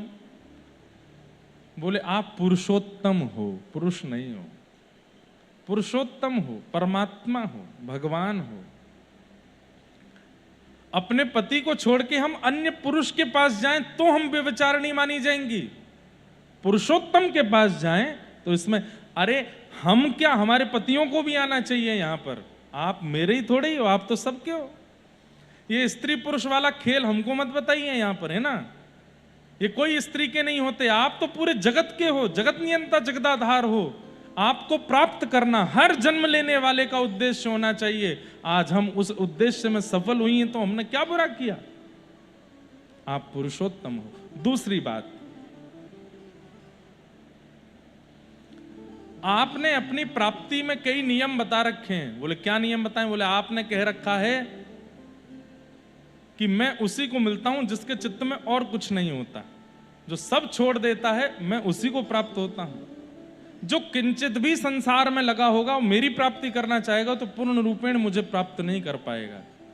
सर्वधर्मान परित्यज्य माम एकम शरणम व्रज। सब छोड़ करके मेरी शरण में आओ। और आज जब हम सब छोड़ छाड़ के आ गए हैं तो कह रहे हो कि वापस लौट जाओ। संत्यज्य सर्व विषयाम स्तव पाद मूलम। सब छोड़ करके आपकी शरणागति में आई हैं। स्पष्ट कर दीजिए। कभी कहते हो कि सब छोड़ करके आने वाले को स्वीकार करता हूं, और सब छोड़ के आने वाले को कहते हो कि वापस लौट जाओ। तीसरी बात क्या, हमारे प्रेम को आप कैसे आकलन करते हो? हम आपसे प्रेम करती हैं नाथ, पर हमारा प्रेम संसारिक प्रेम नहीं है कि हमसे मिलो, हमसे बात करो, हमारे साथ खाओ, हमारे साथ पियो, हमारे साथ बैठो, हमारा स्पर्श करो, हमारी ओर देखो ना। गोपियां बहुत सुंदर बात कहती, क्या कहती हैं? कियत पत्य पत्य सुहृदामनुवृत्तिरंग स्त्रीणां स्वधर्म इति धर्म विदात्वयोक्तम् अस्त्वैव मे तदुपदेश पदे त्वयीशो पृष्ठो भवांस्तनुभृतां किल बंधुरात्मा। हमको यहाँ खड़े खड़े उपदेश दे रहे हो। वास्तव में श्री कृष्ण हमारा प्रेम वैसा है नहीं जैसा संसार का होता है। हम आपका स्पर्श नहीं चाहती, आपसे मिलना नहीं चाहती, आपसे बात नहीं करना चाहती। तो भगवान बोले फिर क्या चाहती हो? एक बार कह दो। क्या? कि हम आपकी हैं। एक बार कह दीजिए कि हम आपकी हैं। भगवान बोले फिर चले जाना, आप छोड़ देना हमको। इसी बात को सुनकर के और इसी विश्वास में पूरा जीवन निकाल देंगी कि आपने हमें स्वीकार किया। हमारा प्रेम वैसा नहीं है नाथ। हम दोबारा चली जाएंगी, उन पति बच्चे परिवार के पास ही जाने वाली हैं। वो हमारे शरीर का धर्म है, वो हम निभाएंगी, पर हमारी आत्मा के लिए एक बार कह दीजिए कि आपने हमको स्वीकार किया। आप कह दो कि हम चली जाएंगे। मतलब गोपियों ने ये बात स्पष्ट कर दी कि ठाकुर जी ये मत सोचो कि हम वही गोबर थाप बेवारी गोपी हैं, हमको कुछ पता नहीं है कि तुम कौन हो और हम कौन हैं। हम सब जानती हैं कि आप परमात्मा हो, हम सब जानती हैं कि हम जीवात्मा हैं, हम सब जानती हैं हम कितने युगों से आपकी प्रतीक्षा कर रहे हैं, अब जाकर के आप मिले हो। मतलब भगवान के मन में कदापि हो सकता है संशय आया हो कि ये गोपियां मेरी सुंदरता पर रीछ के आ गई हैं, ये गोपियां मेरे प्रति आकर्षित होके आ गई। तो गोपियों ने सब स्पष्ट कर दिया ऐसा कुछ नहीं है। हम ये बात जानती हैं कि आप परमात्मा हो, ये बात जानती हैं परमात्मा हो, उसके बाद आपकी सुंदरता, उसके बाद आपका आकर्षण, उसके बाद आपका स्वभाव। नाथ हमें स्वीकार करो। गोपियों ने जब अपना प्रेम स्पष्ट कर दिया, आजकल ऐसे प्रेम करने वाला मिलेगा नहीं आपको। तू मिल मत, दिख मत, बात मत कर, फिर भी हम सदा तेरे ही रहेंगे ना, ऐसे नहीं है। 2-2.5 महीने नहीं दिखे, तुम अपना रास्ता नापो, हम तो किसी और को देख लेंगे। अब क्यों? बिना देखे रह नहीं पा रहे, बिना मिले रह नहीं पा रहे, बिना उसकी बात किए रह नहीं पा रहे, कैसे करें? लेकिन ये गोपियों का प्रेम है। बोले अब जीवन भर मत मिलिएगा, बस एक बार कह दो कि हम आपकी। भगवान ने अभी भी नहीं कहा कि आप सब हमारी हो। थोड़ी देर और प्रतीक्षा की और गोपियों के साथ में रास करना प्रारंभ किया। जैसे ही भगवान रास करने लगे, कामदेव आ गया। भगवान बोले तुम क्यों आए भाई साहब? बोले कि सुंदर स्त्री पुरुष मिलते हैं तो मैं आता हूं। बोले स्त्री पुरुष दिख रहे हैं तुझको हम? अरे ये जीवात्मा है। बोले दिखने वालों को तो आप स्त्री पुरुष ही दिख रहे हो। आजकल भी कईयों को ऐसे ही लगता है कि वो स्त्री पुरुष ही है ना। ठाकुर जी बोले क्या करोगे? बोले मैं अपने सारे बाण चलाऊंगा आपके ऊपर। काम बाण चलाता है मन को विचलित करने के, हम सब उसके बाणों में, चंगुल में आ जाते हैं। ठाकुर जी पे बोला मैं आपके ऊपर बाण चलाऊंगा। ठाकुर जी बोले चलाओ। जैसे ही काम ने भगवान के ऊपर हावी होना चाहा, ठाकुर जी ने इतना सुंदर रूप धारण किया, इतना सुंदर रूप धारण किया, काम मूर्छित होकर गिर पड़ा। और गोपियों ने भगवान का नाम रखा मदन मोहन। जो कामदेव को भी मोहित कर ले वो मदन मोहन। सोचो कितने सुंदर लग रहे होंगे श्याम सुंदर। देवताओं में सबसे सुंदर है कामदेव, और वो भी जिनकी रूप झांकी देख करके मूर्छित हो जाता है, कितने सुंदर होंगे ठाकुर जी। ठाकुर जी एक एक गोपी के पास जा रहे हैं और उस गोपी से बात कर रहे हैं, तू मेरे लिए क्या लाई है? सब ठाकुर जी को देती हैं, हम तुम्हारे काजे ये लाई, ये लाई, ये लाई। सब कुछ होता रहा और होते होते होते होते फिर वही हुआ जो नहीं होना था। गोपियों के चित्त में सूक्ष्म अभिमान आया। किस बात से? अब गोपियों को लगने लगा कि हम परम सुंदरी हैं, ठाकुर जी कहीं ना कहीं हमारी सुंदरता पर रीझ रहे हैं। अभी अभी तो गोपियों ने इतनी बढ़िया बढ़िया बात की, फिर अचानक से क्या हुआ? मैंने एक दिन आपको संकेत किया था कि हम जीवात्माओं को बिना गुरु के नहीं रहना चाहिए। हम सब जानते हैं, सब ज्ञान है, सब कुछ है, लेकिन गुरु हमारे साथ अगर होंगे तो गुरु अभिमान को नहीं आने देंगे। गोपियां रास में तो पहुंच गई, लेकिन आचार्य गुरु स्वरूपा किशोरी जी को नहीं लेकर के आए, और इसीलिए अभिमान हो गया। अब गोपियां सोचने लगी हम बहुत सुंदर हैं, हम बहुत अच्छा गा रही हैं, हम बहुत अच्छा बोल रही हैं, हमसे आकृष्ट हो रहे हैं कृष्ण। और जैसे ही अभिमान आया, ठाकुर जी अंतर्ध्यान हो गए। अभिमान आते, देखो काम आ जाएगा ठाकुर जी फिर भी थोड़ी देर रुक जाएंगे, क्रोध आ जाएगा ठाकुर जी फिर भी रुक जाएंगे, लोभ मोह अभिनिवेश कोई दोष आ गया ठाकुर जी रुक जाएंगे। काम अगर अभिमान आया और ईर्ष्या और अभिमान, ये दो दोष ऐसे हैं जैसे ही मानव के चित्त में आते हैं तुरंत ठाकुर जी चले जाते हैं, अब नहीं रहेंगे यहाँ पे। गोपियों के चित्त में मान आ गया, और जैसे ही मान आया ठाकुर जी गए। अब तो विहरणी गोपी ढूंढने लगी, कहाँ है श्याम सुंदर। ढूंढते ढूंढते लग रहा था कि यहां मिल जाएंगे, अब मिल जाएंगे, लेकिन जब नहीं मिले, पूरी रात निकलने लगी, ठाकुर जी नहीं मिले, सब जगह ढूंढ लिया, नहीं मिले। एक स्थिति, अब ये स्थिति बहुत सुंदर है, इसके लिए विस्तार चाहिए हमको बहुत, तब इसका वर्णन करें। एक एक प्रेम की अवस्था का वर्णन है। अब गोपियों को क्या हो रहा है, अब गोपियों को क्या हो रहा है, अब गोपियों को क्या हो रहा है। एक स्थिति ऐसी आई कि गोपियों को ऐसा लगने लगा कि हर वस्तु चैतन्य है। हर वस्तु चैतन्य मानने वाला व्यक्ति जड़ से भी बातें करने लगता है। तो गोपियां, अरे तू यहां ठाड़ा है, तू जरूर टेढ़ा इसलिए हुआ क्योंकि श्याम सुंदर तुझसे टेक लगा के गए होंगे, बता देना कहां गए हैं। पेड़ से बात कर रहे हैं। तभी मोर दिख गया, मोर से अरे रुक जा रुक जा रुक जा, तुझे तो सदा अपने मोर पुच्छ में धारण करते हैं ना, तुझे पता होगा ना श्याम सुंदर कहां गए, बता दे। तुलसी दिख जाती, अरे तू तो हमारी सौत है, तेरे बिना तो पानी ना पी मैं, तेरे बिना दूध ना पी मैं, तेरे बिना भोजन ना करें, तो को पधरा के सब पामे, तो को पता होगी ना श्याम सुंदर कहां है, बता दे। इसके बाद एक प्रेम की अवस्था आई। उस अवस्था में क्या होता है, हम ढूंढना बंद कर देते हैं, हमें लगता है कि हम ही वह प्रियतम हैं। और गोपियां ऐसी हो गई, ढूंढते ढूंढते, रोते रोते, विलकते विलकते गोपियों की स्थिति ऐसी हुई, एक गोपी को लगने लगा मैं ही श्याम सुंदर हूं। उसकी सीधी चाल बदल गई, वो टेढ़ी मेढ़ी चलने लगी ठाकुर जी की तरह। एक लकड़ी का टुकड़ा उठा करके अपने अधर पर लगा लेती है और सब सखियों से कहती है, अरे सखियों तुम कहां ढूंढ रही हो, मैं तो यहां खड़ा हूं, जबकि है वो गोपी। लेकिन ये प्रेम की अवस्था है। उन गोपियों को भी विश्वास हो गया कि ये श्याम सुंदर है, सब दौड़ करके घेर लेती हैं उस गोपी को, और वो गोपी मधुर मंद रूप से वेणु बजा रही है, सब गोपियों को प्रेम दे रही है। गोपियां विलक विलक करके हृदय से लग रही हैं। थोड़ी देर बाद उस गोपी को पता चलता है मैं श्याम सुंदर नहीं हूं, तो वह भी रोने लगती है, अरे मैं नहीं हूं श्याम सुंदर, मैं भी तो उनकी प्रेयसी हूं।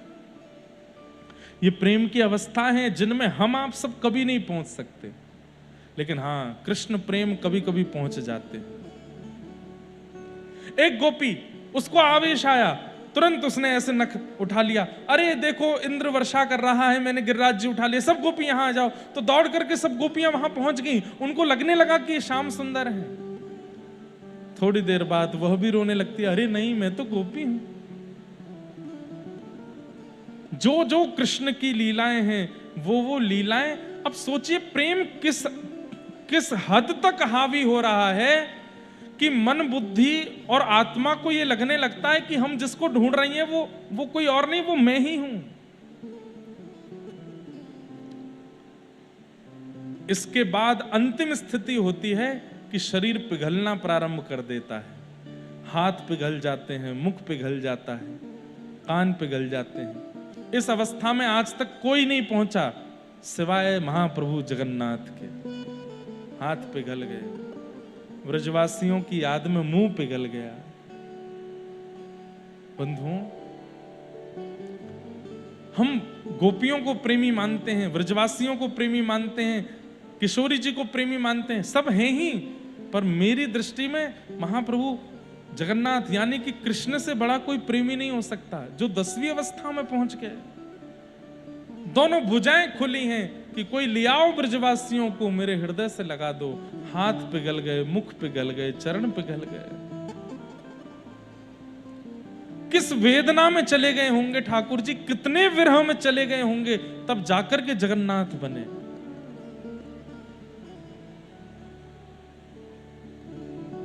बंधुओं, महाप्रभु जगन्नाथ जी के सामने गीत गोविंद गाइए, महाप्रभु जगन्नाथ जी के सामने जगन्नाष्टक गाइए, महाप्रभु जगन्नाथ जी के सामने खूब मधुर मधुर कीर्तन गाइए, पर एक बार किशोरी जी का नाम जरूर गाया कीजिए, व्रजवासियों का यश जरूर गाया कीजिए, नंद बाबा यशोदा का नाम जरूर लिया कीजिए। ठाकुर जी को बहुत प्रिय लगता है, उन्हीं की याद में तो वो ऐसे हो गए हैं।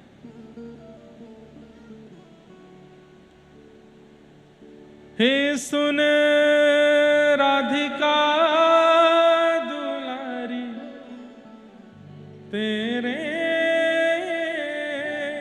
द्वार का भिखारी, शाम का पुजारी,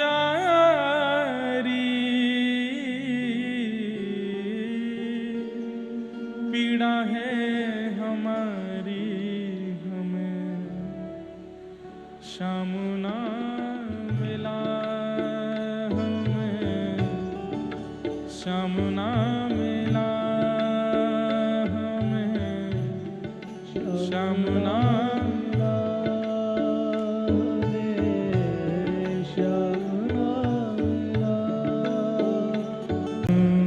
सोचते थे कान्हा कहीं कुंजन में होगा, सोचते थे कान्हा कहीं कुंजन में होगा। अभी तो मिलन का हमने सुख नहीं होगा, अभी तो मिलन का हमने सुख नहीं होगा। सुन के प्रेम की परिभाषा, सुन के प्रेम की परिभाषा, मन में बंधी थी जो आशा, मन में बंधी थी जो आशा, आशा हुई रे निराशा, झूठी दे गया दिलासा, हमें शाम ना मिला, हमें शाम ना मिला, हमें शाम ना मिला, हमें शाम ना। हे सुन राधिका दुलारी,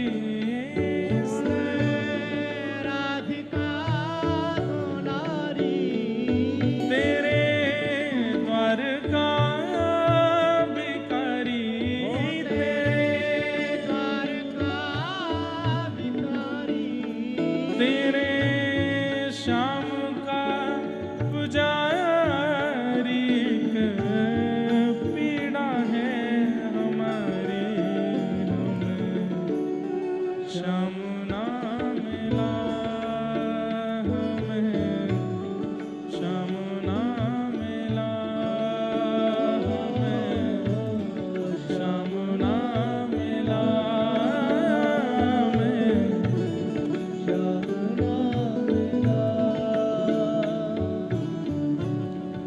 एक भाव में गाया करता हूं कथा में,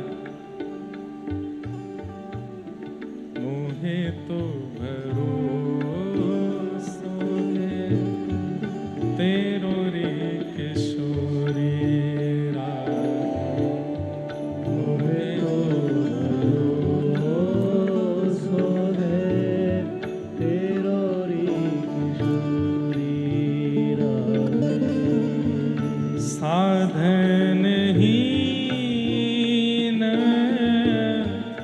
दीन मेरा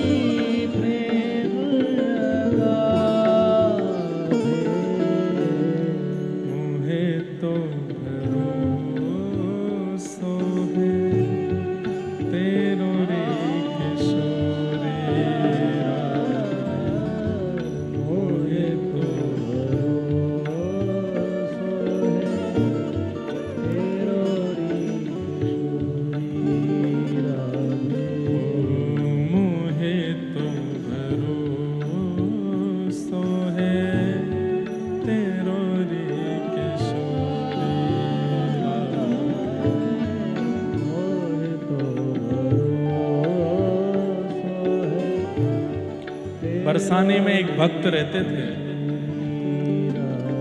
किशोरी जी को अपनी लाली मानते थे, किशोरी जी को अपनी पुत्री मानते थे। एक बार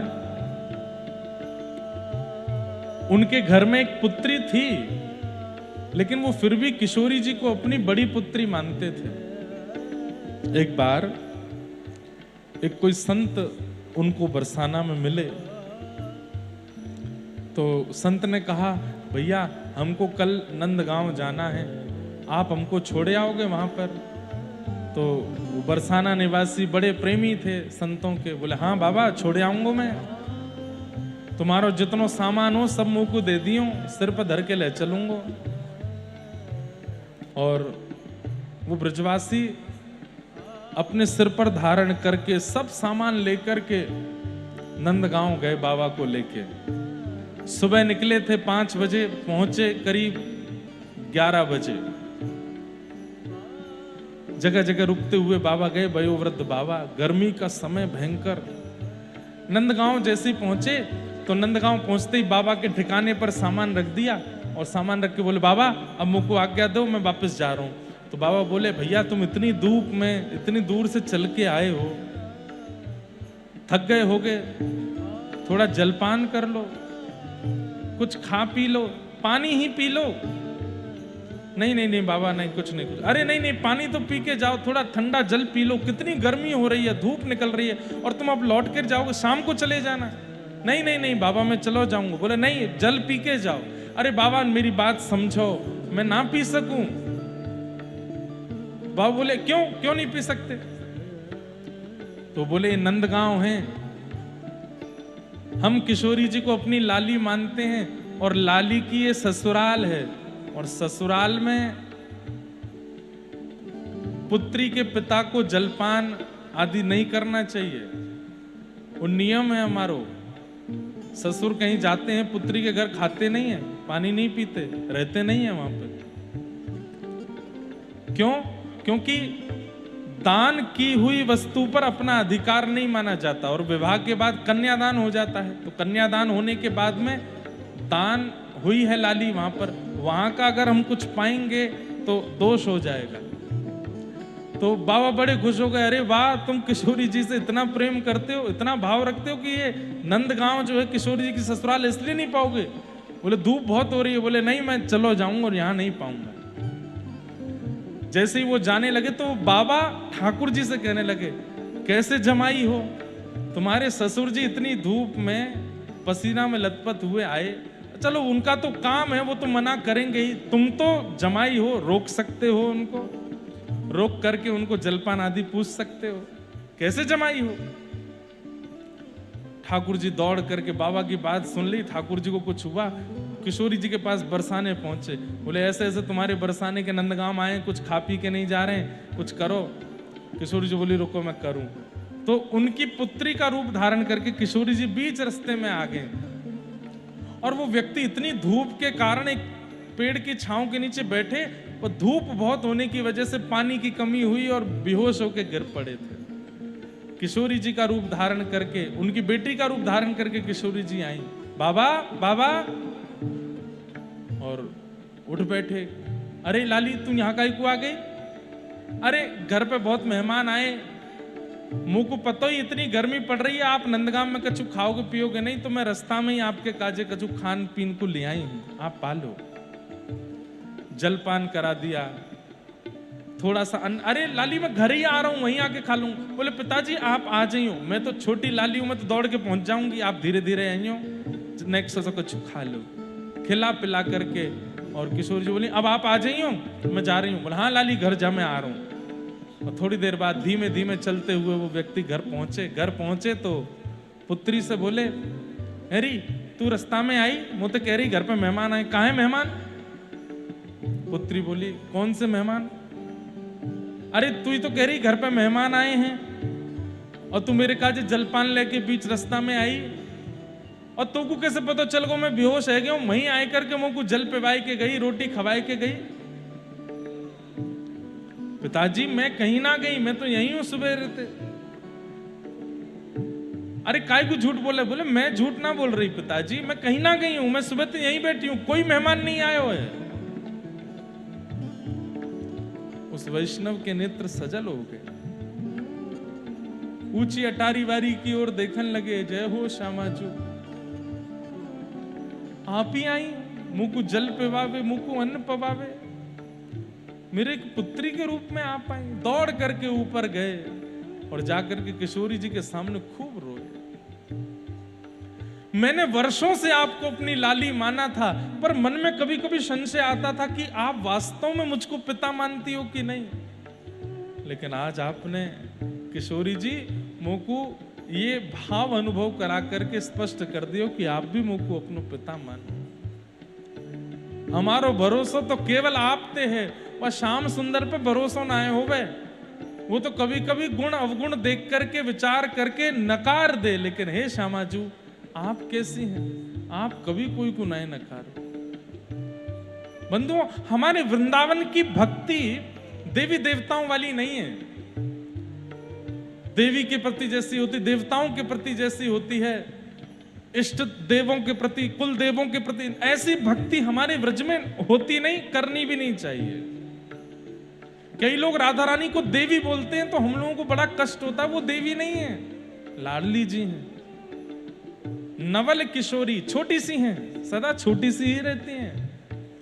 और प्रिया प्रियतम दोनों नित्य विहार करने के लिए व्रज में आए हैं, मुझ पर आप पर कृपा करने के लिए नहीं। वो तो हम लोग उनसे प्रार्थना कर लेते हैं तो वो करते हैं, बाकी तो उनका नित्य विहार चलता है वृंदावन में।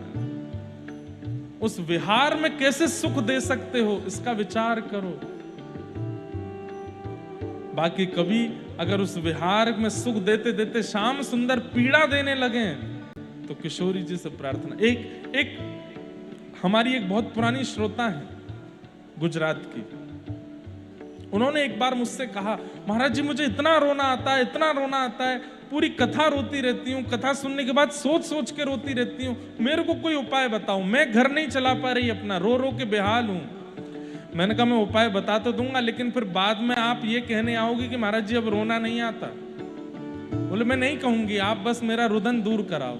मैंने कहा जब जब रोना आवे तो किशोरी जी को याद करना, राधा राधा राधा जपो, राधा कृपा कटाक्ष जपो, क्योंकि कृष्ण विरह है ना, तो किशोरी जी ही शांत कर सकती हैं। और वही हुआ। कुछ महीनों बाद वो आई, महाराज जी अब तो मुझे भाव ही नहीं आते, अब तो रोना ही नहीं। मैंने कहा अब देखो, अब किशोरी जी के शरण में हो, आप कृष्ण विरह में थी इसलिए किशोरी जी ने विरह से निकाल दिया, अब पुनः विरह में जाना है तो किशोरी जी का वियोग करो। अब कुछ दिन किशोरी जी के वियोग में रहो, थोड़ा नाम मत लो, दर्शन मत करो, कोई पाठ आदि मत करो, और फिर वियोग हो तब संभव हो सकता है। पर किशोरी जी का अगर वियोग हुआ तो श्याम सुंदर भी नहीं निकाल पाएंगे। श्याम सुंदर के वियोग से किशोरी जी निकाल देंगी, लेकिन किशोरी के वियोग से तो श्याम सुंदर भी नहीं निकाल पाएंगे। और फिर किशोरी जी का जब विरह हुआ तो सब छूट गया, सब छोड़ छाड़ करके अब व्रजवास, व्रज में रह रहे हैं, लाडली जी की शरण में रह रहे हैं। मैंने पूछा आप कैसा लगता? बोले कृष्ण विरह में रोते थे तो बहुत पीड़ा होती थी, पर किशोरी जी के विरह में रोते हैं तो आनंद आता है, और रोने की इच्छा होती है, और सुख मिलता है। ये ऐसी ऐसी बातें, ऐसे भाव हैं बंधुओं, जिनका वर्णन कर तो मैं दूंगा पर समझ नहीं पाओगे आप, ये अलग है भाव। मुक्ति भुक्ति ना मागत केवल, मुक्ति भुक्ति ना मागत केवल। तो फिर अपनो जान संभालो किशोरी राधे, अपनो जान संभालो किशोरी राधे, अपनो जान संभालो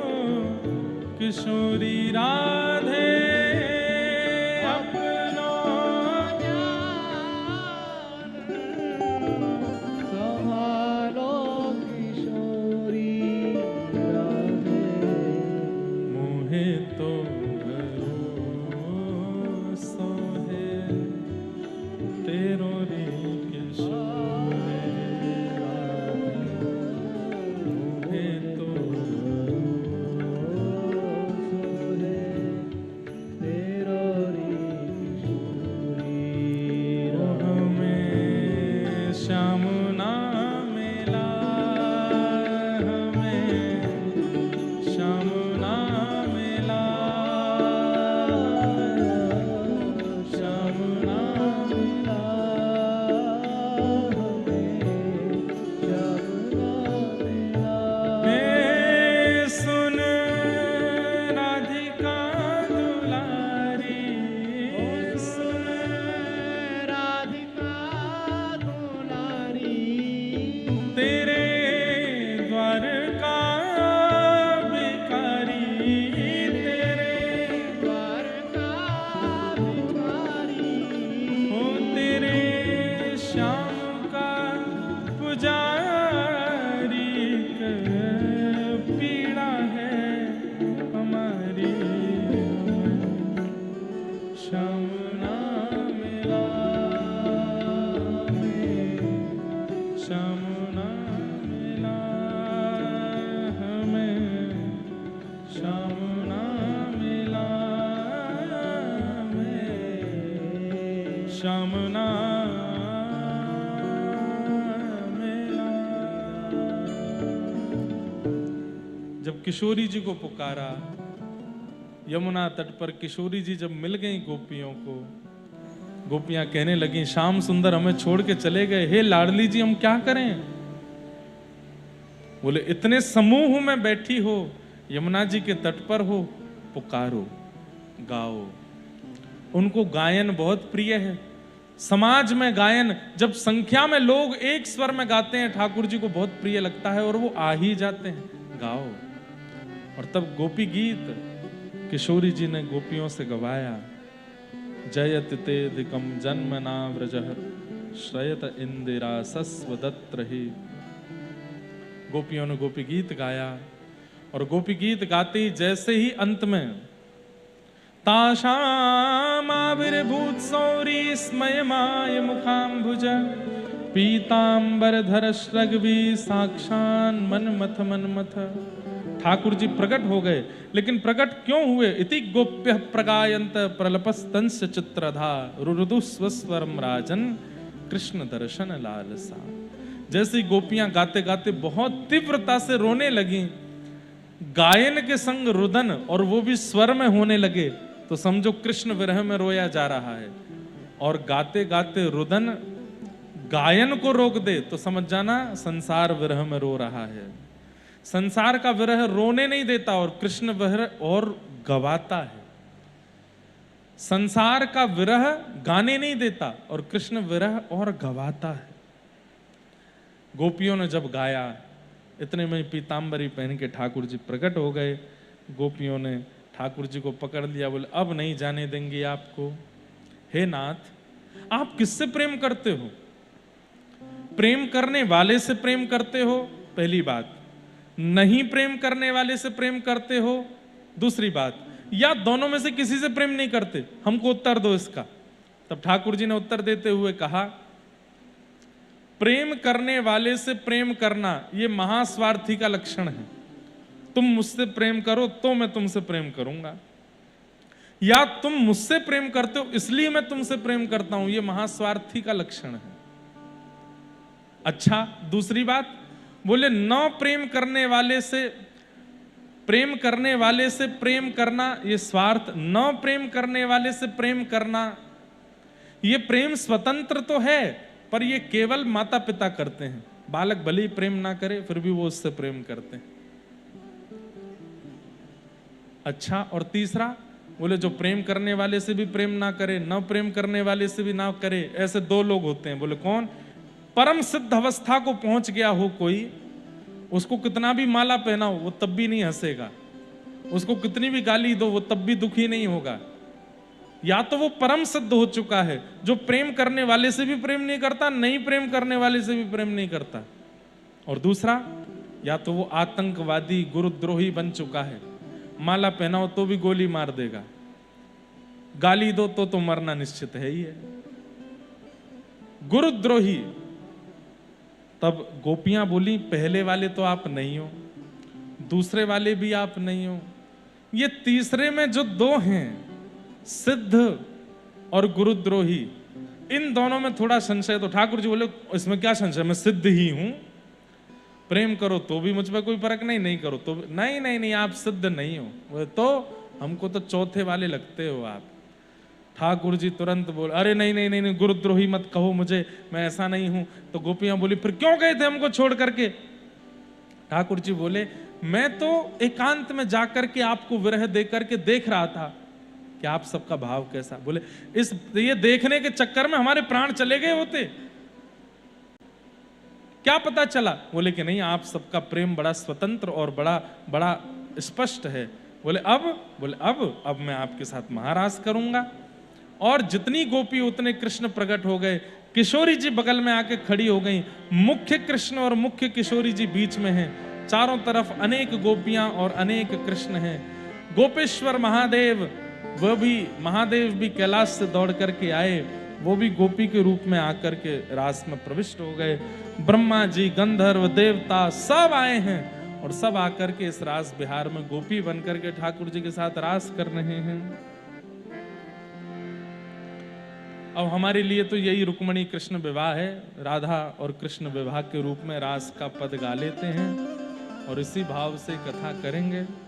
राधा नाचे, राधा नाचे, कृष्ण नाचे, राधा नाचे, ओ राधा नाचे, कृष्ण नाचे, राधा नाचे, कृष्ण नाचे, राधा नाचे, कृष्ण नाचे, नाचे गोपी जन। राधा नाचे, कृष्ण नाचे, नाचे गोपी जन। ओ राधा नाचे, कृष्ण नाचे, नाचे गोपी जन। राधा नाचे, कृष्ण नाचे, नाचे गोपी जन। क्योंकि मन मेरा बन गया सखी पावन वृंदावन हो। मेरा बन गया सखी पावन वृंदावन। हे मन मेरा बन गया सखी पावन वृंदावन हो। मेरा बन गया सखी पावन वृंदावन। राधा नाचे, कृष्ण नाचे, नाचे गोपी जन। राधा नाचे, कृष्ण नाचे, नाचे गोपी जन। ओ राधा नाचे, कृष्ण नाचे, नाचे गोपी जन। राधा नाचे,